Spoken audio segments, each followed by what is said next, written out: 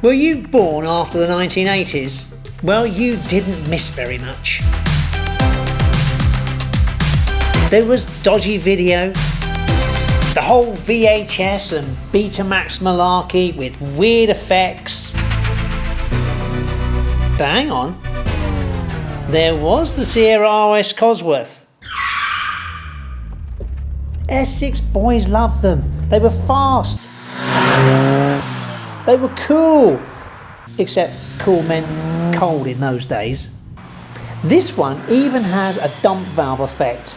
And the owner, Jim Bax, is going to tell us all about what we've been missing.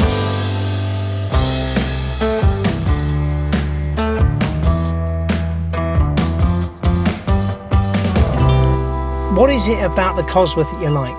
I think I'm a bit of an old Ford freak, to be honest. Yeah. It's one of them cars that I just loved at the time, and I'll be honest with you, every time I get in it, it puts a smile on your face. Yeah, it's got some poke in it, hasn't it? It does go well. I spent quite a bit of money on it, and at the moment it's running at about 380 brake horsepower. Okay.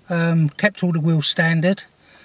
Kept as much standard as I could, just to keep it as a standard looking car, but obviously a bit of a wolf in sheep's clothing, you know. Yeah. So hopefully, but yeah, it is a nice car. Yeah. So looking in the engine, what have we got in there? What can you tell us about? We've got the bigger turbo, the T35 turbo. Right. We've got the 3-bar map sensor.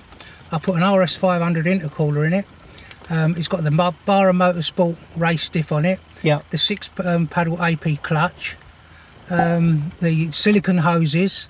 So yeah, it's got quite a lot. It's got a lot going on in there, hasn't it? It really has. Yeah. Enthusiasts love it.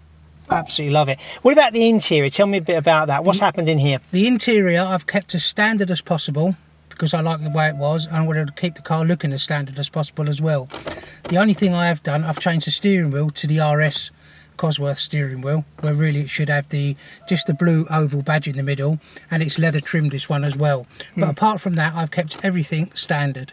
Yeah, because it was pretty basic inside anyway, wasn't it? Because they kept it light. They wanted to keep it nice and light. They kept it the same. The only thing I think on the RS Cosworth, they put the Recaro trim, the 3-spoke steering wheel. Apart from that, I think they kept it basically as a normal Sierra. Yeah, and the badging is obviously slightly different. You've got the Sapphire written out in the windows there, the quarters, yeah, which is nice, yeah.